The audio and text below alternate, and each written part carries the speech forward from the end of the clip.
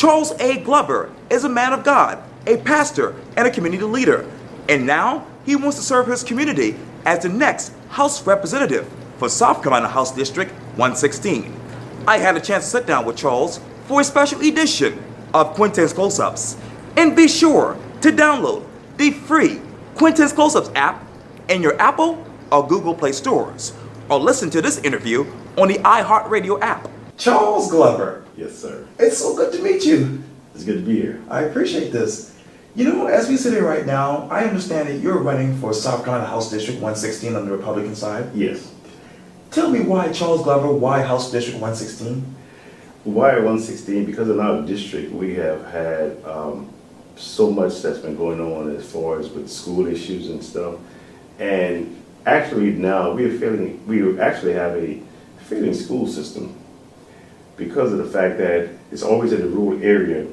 There's nothing being done, and as far as vocational and all this other stuff, it's something that we don't have. But when we look at the industrial area today, how it's booming and growing, there's no vocational, there's nothing there for the kids. In other words, we are failing to educate our kids, and then we have folks that are sitting on the board and chairing the board and not reaching out to the communities, and then you got most of the folks that you only see during election time. And so, you know, it's time for, you know, somebody to step up to the plate and see that our kids get educated.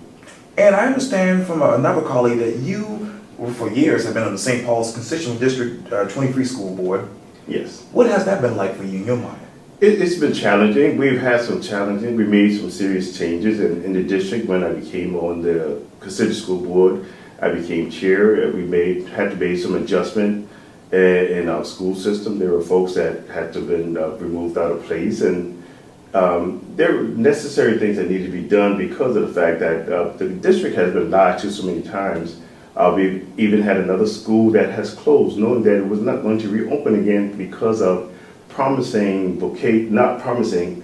changing it to a magnet school when you already had taken folks out of the district. If I'm not mistaken, in the past couple of years when I first came on the board, there was at least 400 students that's left out of the district that went to other schools, and then here you want to come in and create a magnet school knowing that we don't have the kids to go into those schools.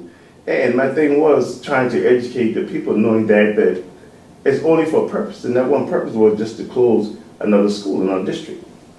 If you were to make it to Columbia, what bill will you pass to change all of this? I would pass a bill that all of the schools in Charleston County would be equal. They are not equal. When it comes down to education, they're not equal. When it comes down to teachers, they're not equal.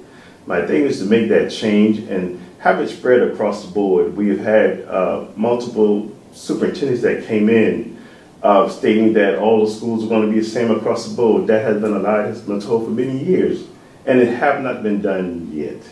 And it just needs to stop. We need to educate everybody. There's no exception whether you're red, white, blue, or green. Everybody needs and deserve a chance to be educated with the same thing that's going on in the other schools, happen in all of the schools. There's no, there's no separation there. Everybody wants their child to be educated. And when you talk about superintendents, if you were to sit down with Dr. Postwaite one-on-one, what would be your first question to her? Well, we have met on several occasions. There have been some issues that we have had with Dr. Postwaite in our district, and things have not been changed. We've had some major changes, and that have been done earlier, and those folks have been removed from the school district, and that was something appreciated. But then we have, when we got administrators that come into our schools and doesn't know how to relate to the parents and constituent board members, I feel if you don't have the respect for us, but why should you serve in our district? And that's one major problem that I have here now with our superintendent today, because if you cannot respect the people in our community and our constituent board members, you are not needed in our district. And we have some serious issues in our district that needs to be resolved, and that is something that we're working on. And let me get two issues. Obviously, you would tell me just a few minutes ago about the Johns Island situation and mainly the traffic. Obviously, as you know, Governor McMaster has known his support behind the completion of 526. Where are you with this discussion? Man, I support him 100%.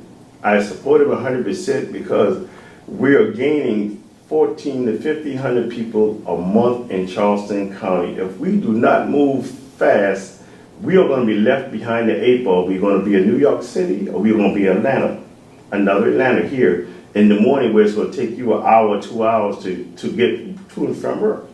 And that's what we're heading to. If people don't open their eye now and see what exactly is taking place. Some people are complaining now that it takes them 30 and 45 minutes. But if you don't build the roads to accompany all these folks that are moving into Charleston, well, then we are headed for a serious problem. And what else do you have your eye on as far as House District 116?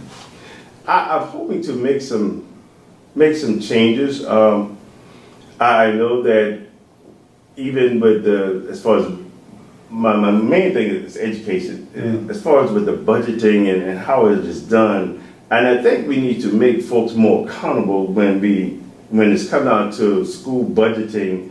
And that's a major problem that we have, an $18 million downfall. And here, people get slapped on the wrist and everything's fine and dandy. That's unacceptable. It's unacceptable. And we have it where the main thing is accountability. There's no accountability, and nothing is happening, with it when it happens. And my thing now, we have teachers, constituent board members that handle handle the dirty work for the board downtown. My thing is, give some of the authority back to the constituent boards where they can handle some of the situations that needs to be handled at a lower level, and then present it to the big board of the action that's been taken, and then they can review it then. But as of now, there are some serious things that happen around the school. So how can you handle issues that needs to be addressed right now when there's a process that you have to go through, which is going to take weeks to resolve? And that's something legislator, we passed but we submitted a resolution to legislator. And my understanding that it was presented, but it did not go through, not realizing that it needs to be done because of the fact that you can't wait 2 and 3 weeks to resolve issues at a school when it's a right now issue. And obviously, you are huge in the AME Church. Yes. You are a man of God. You understand the situation with ethics and corruption in Columbia. How would you fix that? Well, if it comes down to my personal opinion about it, I don't have a problem with it because I haven't always been a pastor. Okay. And I'm a person that's straightforward, and everybody knows that I don't bite my tongue about things especially if I know I'm right. And if it comes down to giving my opinion and something that needs to be done to correct the issues, I will give my opinion, and I will address those issues to see that it's changed. Ethics. There's corruption up there. It is. I wish we could have a ethics reform. I mean, what would that look like in your mind? Well, there's some changes. We need to make some changes in ethics. There's a lot that needs to be done, and there's a lot of corruption. And my thing, we need to go back to pre-screening, make it more accountable. Folks need to be more accountable also because of the fact that like expenditures, violations, and all that stuff, you have to be accountable for those things. And I feel if they get more stricter with it and have, they say every teller has to give an account for themselves. You just have to be accountable. And you talk about accountable. Let me go back to the legislative session, which obviously began in January and ended in early May. When you look back at that session to right now, what is the biggest thing that still plays in your mind about the issues? With the issues, I feel that they should. The issues should be resolved. Okay. And resolve them in a way that, it doesn't be a big nasty stain or whatever, okay, on that individual. Just have it where you would have to, if there's something that needs to be resolved right then and there, have it where the person would have to reside, and long as everybody else knows what's going on, and do it in a manageable way, I would say. But it needs to be done, so they need to move forward and resolve issues that needs to be done. You talk about issues. Describe to me the following in one word. Scanner Santee Cooper. Oh, man. Santee Cooper. There's too much wasted money. Too much wasted money. If they were going to build it, build it. If you're not going to build it, why tax the folks where they're being overtaxed already when it comes down to lights? Because I know that after they said that they closed the building, I know there were folks that were saying their light bill, matter of fact, during the winter storm, Right. their light bill has tripled and some doubled. And it is just outrageous because of the fact that it puts more like a burden on folks. Instead of you helping, you're putting more of a burden on them, and then you're taxing them. And then my understanding that they were supposed to give back to everybody to have SCG or whatever. Some sort of stipend. Yeah, $1,000 stipends or whatever. So is that true? Is that what they're going to do, or is that just something just to calm people down about the plant that they were trying to build? And you talk about taxes. Describe to me gas tax in one word. Gas taxes is just ridiculous because of the fact that there's not a shortage in the United States of gas. Because my understanding is there is reserve tanks that haven't even been touched yet. So why is that gas is high? You know, whose pocket being filled? I remember a couple of years back, I think it was Mobile. I think it was the Mobile company. I can't remember which one it was. They made a profit of $34 billion. Where did that money go? Where did it go? Apparently, it did not come down here. If they made a profit of $34 billion, then therefore gas should have been back down to 80 cents.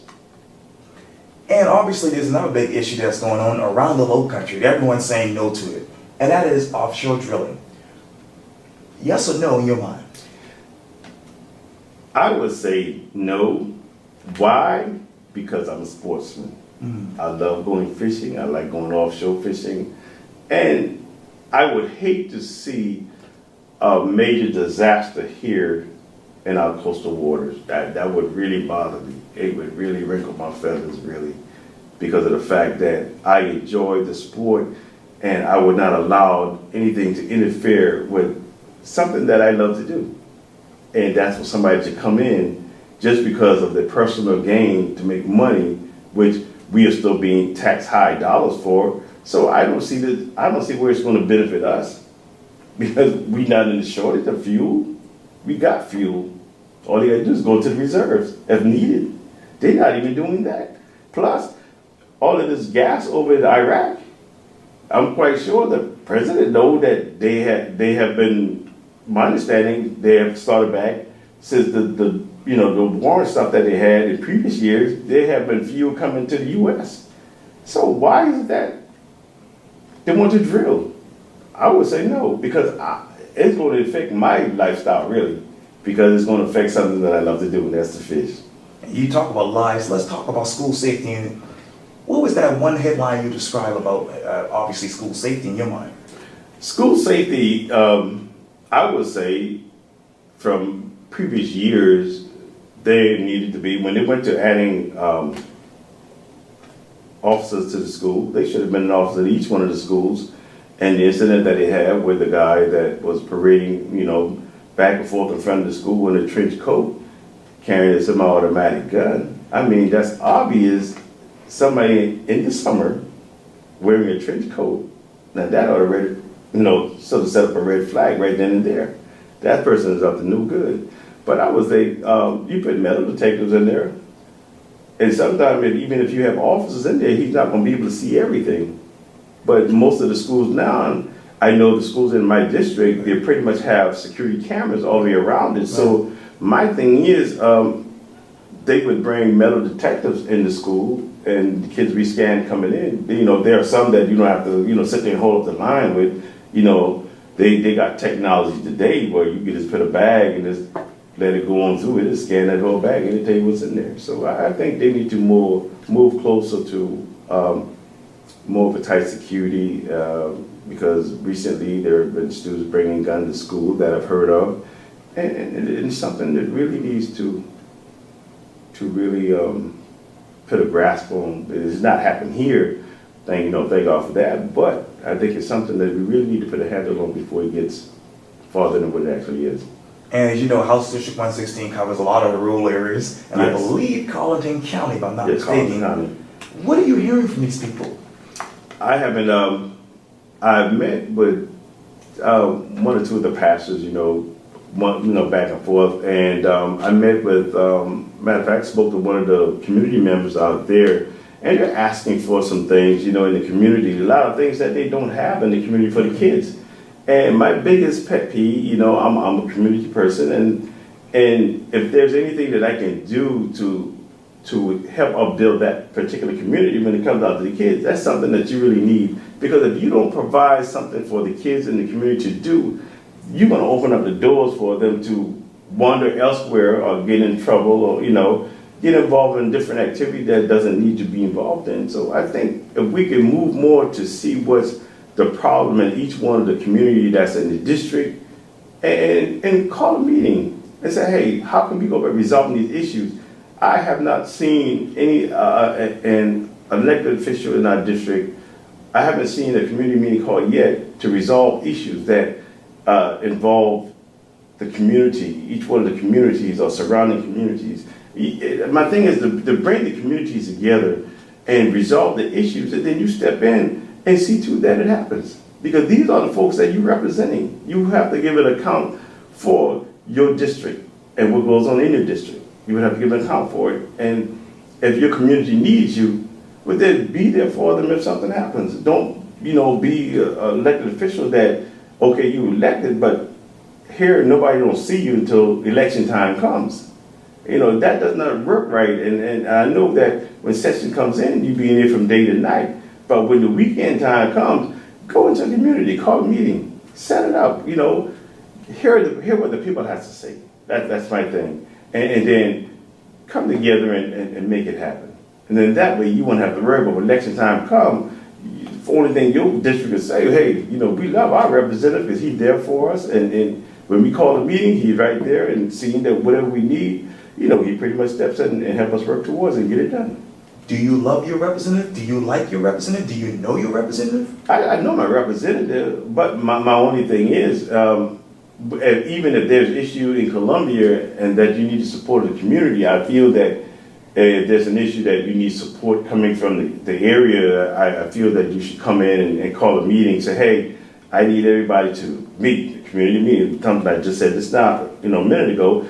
Bring them together. Hey, we got this issue. I need your support. I need your backing on this, and this is something that we need to move forward on. I mean, I've never seen this happen, in previous years. Only time I would see something happen when it's coming out of school closure, then you see folks running around trying to make changes or a community meeting call. It's too late then. Why not stop the problem before it happens? Now, I know that you are big on education and also school safety, but why should I vote for you? What else would make me vote for you if I were living on Johns Island or Hollywood or in Ravenel? My thing is, why you should vote for me, because I'm a straightforward person. And if I tell you I'm going to do something, that's something that I'm going to do. If you need help in your community or call community meetings, you set it up and we set dates where we can meet, I will be there for you. I'm not one that will close an ear to somebody and not to listen to what they have to say. I'm there for you. That's why I'm serving this district, because I want to see, dude, that my district has what it needs, and that way we won't have to worry about anything or any downfall of our children or even our seniors. And that's a lot of things. Our seniors are being left out. Hey, I applaud, excuse me for saying this, but I applaud Wendell Gilliard. I applaud him for the work that he's doing in Charleston. I do applaud him because he has the heart of giving back, doing for other people. And that's what all our representatives should be doing. Give back to your community, serve your community, because they're the one that have you where you are. And obviously you are a faith man, you're a man of God. What is that one scripture, biblical scripture, that would describe you? Let not your heart be troubled. If you believe in God, that's it. I believe in God. Yes. And I know if I lay it in his hand, everything will be all right. And so that's why I'm here. I know I have an opposer that's running against me for this seat. And when it comes down to let your work speak for you, I have brought millions of dollars to my community in which I lived in. We've got fire station, we got sidewalk in a rural area now. You don't have this in a rural area, but it's been done. Easement drainage done. We got 21-acre field for a park. That was a vision that God gave me. Folks said that it would never happen, but guess what? It happened. So that's what my trust is. How much money would you bring to the House District 116 if you were elected? I would bring as much as I can. The sky's the limit, I would say.